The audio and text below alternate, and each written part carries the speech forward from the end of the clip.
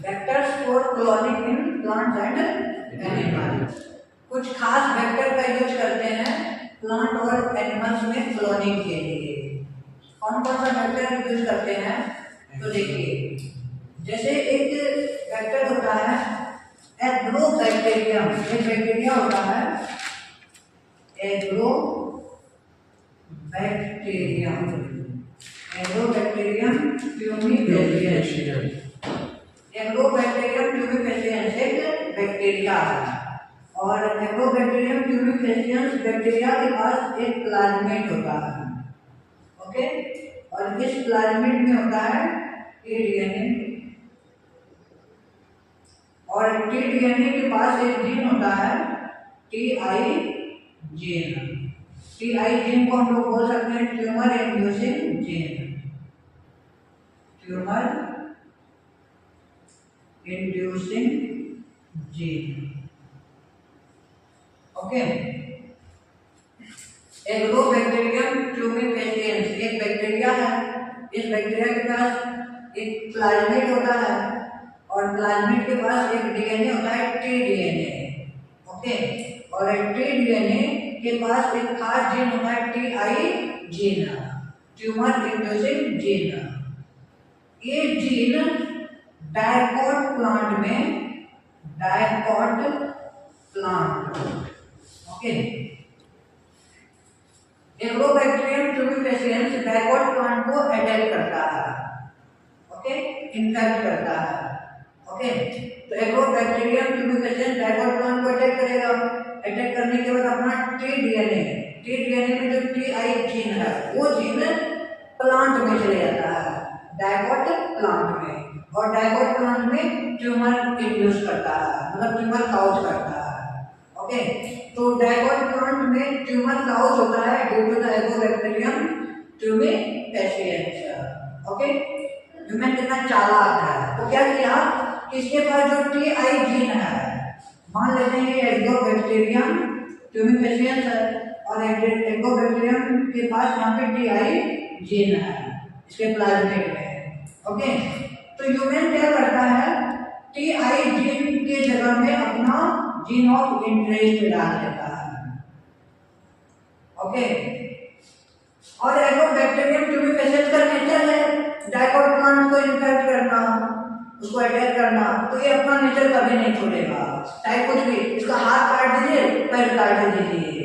Okay, ये अपना nature छोड़ने वाला है नहीं। तो इसका हम लोग क्या करेंगे कि आई जीन, यही इसका हाथ है, ट्यूमर इंड्यूस करने वाला जीन है, इसी को काट के अपना जीन ऑफ इंटरेस्ट डाल देंगे। ओके, और इसको डायकॉट प्लांट के पास छोड़ देंगे। तो ये डायकॉट प्लांट को अटैक करेगा और अटैक करने के बाद डायकॉट प्लांट में अब टीआई जीन इंट्रोड्यूस ना करके कौन सा जीन इंट्रोड्यूस करेगा, अपना जीन ऑफ इंटरेस्ट इंट्रोड्यूस करेगा।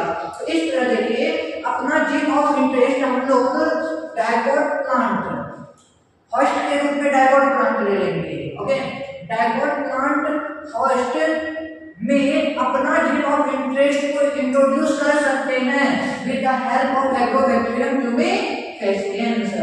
ओके, तो एग्रोबैक्टीरियम ट्यूमिफेसियंस का यूज किया जाता है क्लोनिंग इन प्लांट्स में भी, डायकॉट प्लांट्स। ओके, इसी तरह एनिमल्स में भी एक वायरस रेट्रोवायरस का यूज किया जाता है। रेट्रोवायरस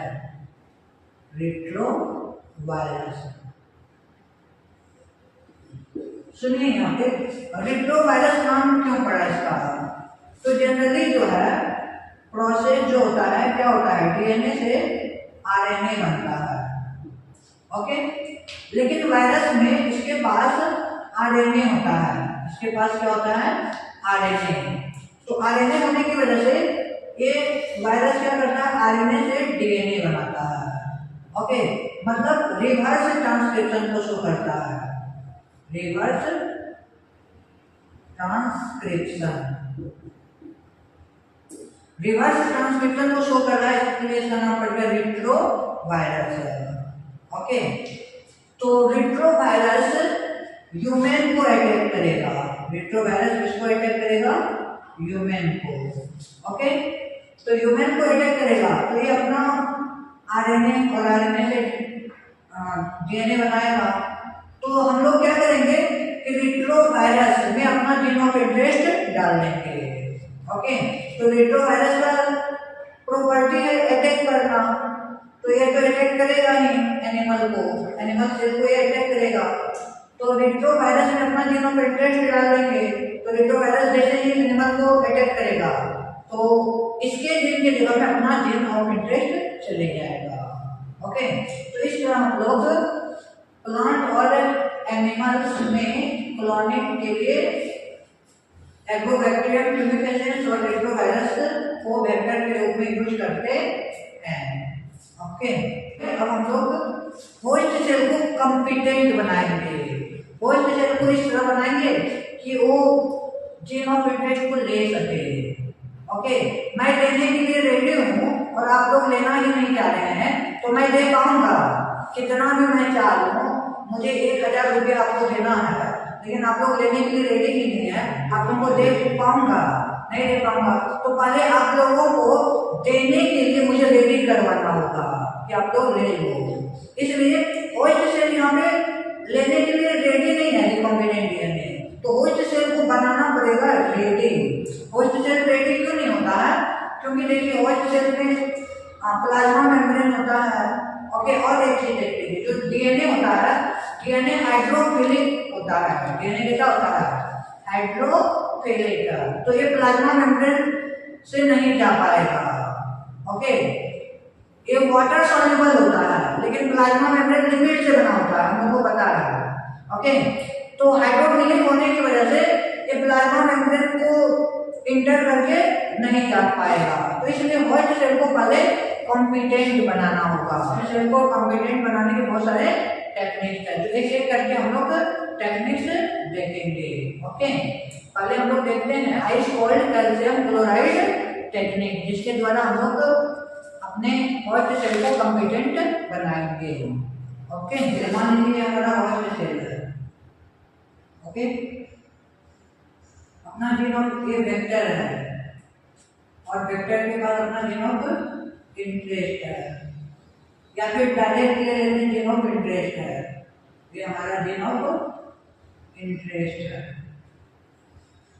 ये होस्ट सेल है। हम लोग gene of interest host cell को देने के लिए रेडी है, लेकिन बेचारा होस्ट सेल है कि ये लेना चाह ही नहीं रहा है। ओके, तो इसको मोटिवेट करके लेने के लायक बनाना पड़ेगा। Okay, we have to make it competent to take off the DNA. DNA को लेने के लिए इसको मोटिवेट करना होगा हमें। तो मोटिवेट कैसे करेंगे? तो मोटिवेट प्यार से नहीं करना होता है, इसको कैल्शियम आयंस में डालेंगे या फिर कोई भी डाइवैलेंट आयंस में। तो जनरली इसको हम लोग कैल्शियम आयंस में डालते हैं, और कैल्शियम आयन डाइवैलेंट होता है। ओके, 2 वैलेंसी होता है। तो कैल्शियम आयन में इसको डाल देंगे। जैसे ही कैल्शियम आयन में डालेंगे तो ये इस लायक बन जाएगा कि डीएनए यहाँ पे आगे अटैच हो सके, यहाँ पे अपना डीएनए आगे अटैच हो सके। ओके, फिर इसको क्या करेंगे? इसको कोल्ड आइस में डालेंगे। इसको कहाँ पे डालेंगे? आइस में। और आइस में डालने के बाद छोड़ देंगे। तो आइस में जैसे डालेंगे तो क्या होगा कि ये एकदम कूल हो जाएगा, ठीक है ना। फिर इसको हीट करेंगे, हीट करीब 42 डिग्री सेल्सियस तक इसको हम लोग हीट करेंगे। ओके, जैसे 42 डिग्री सेल्सियस तक हीट करेंगे तो इसमें पोर्स बनना शुरू हो जाएगा, पोर्स बन जाएगा। इस सेल में पोर बन गया, ठीक है।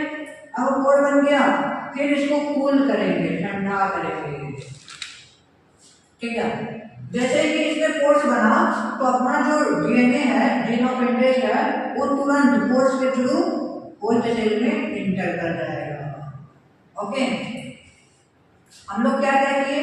सबसे पहले कैल्शियम आयंस में डालें। कैल्शियम आयंस में डालने के बाद इसको आइस में डालें। आइस में डालने के बाद इसको हीट किए 42 डिग्री सेल्सियस तक। जब 42 डिग्री सेल्सियस तक हीट करेंगे तो इसमें पोर्स बन जाएगा, बहुत सारे छिद्र बन जाएगा, और उस छिद्र के द्वारा अपना gene of interest host cell में चला जाएगा। ओके, फिर इसको हम ठंडा करेंगे, कूल करेंगे। जैसे कूल करेंगे तो ये कोर्स खत्म हो जाएगा, ये कोर्स खत्म हो गया मतलब क्लोज हो गया, और विल क्लोज आफ्टर कूलिंग। तो इस तरह से हमारा gene of interest host cell में चले जाएगा। तो ice cold calcium chloride method के द्वारा हम लोग अपने होस्ट सेल को कॉम्पिटेंट बना लेंगे। इस तरह से हमारा होस्ट सेल कॉम्पिटेंट बन गया।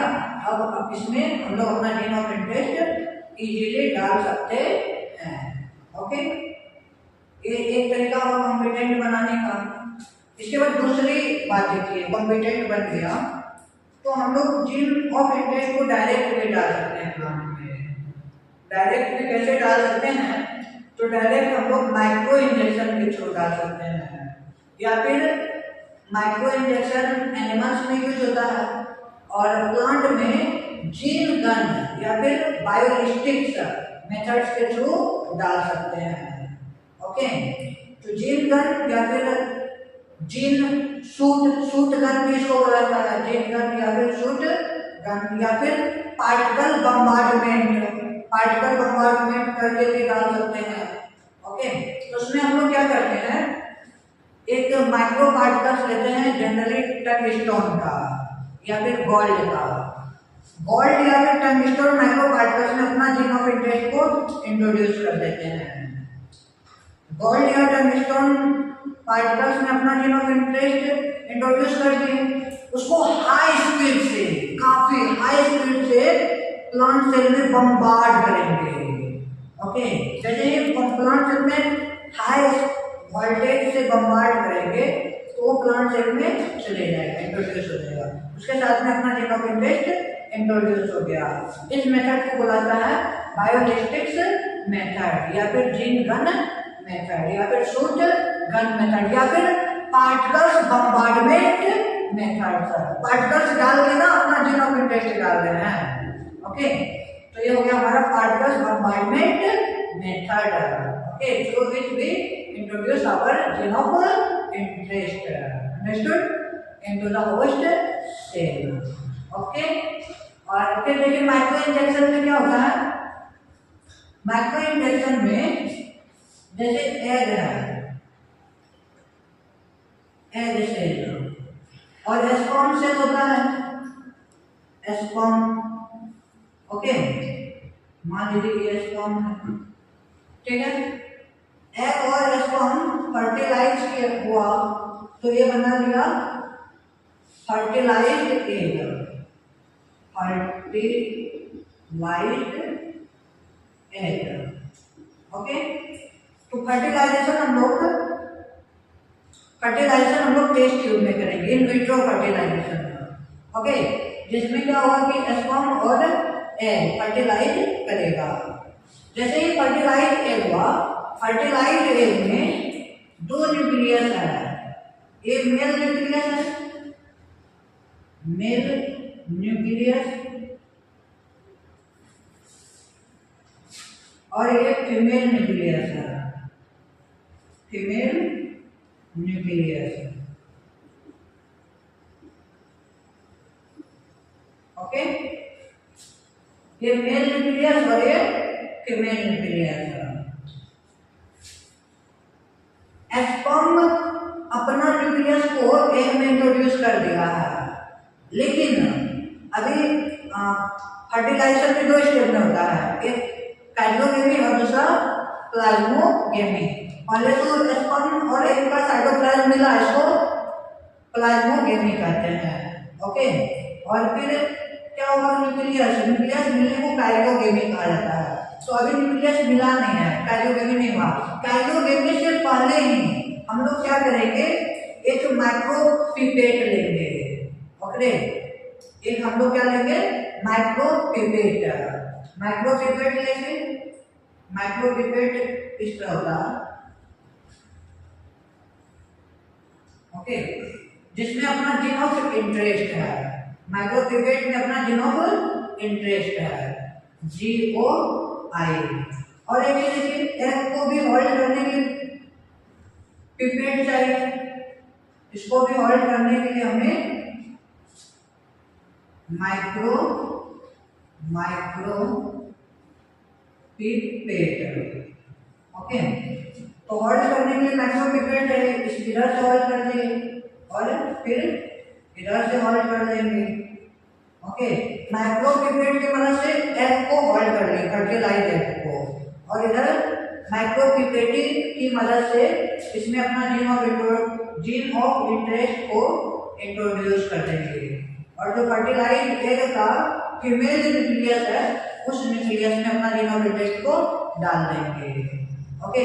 अपना जीन ऑफ इंटरेस्ट डाल के अब फिर जो है कैरियोगेमी के लिए छोड़ देंगे, तो मेल और फीमेल न्यूक्लियस दोनों मिलेगा। तो इस तरह से अपना जीन ऑफ इंटरेस्ट इंट्रोड्यूस हो गया होस्ट सेल में। इस प्रोसेस को बोला जाता है माइक्रो इंजेक्शन, ओके।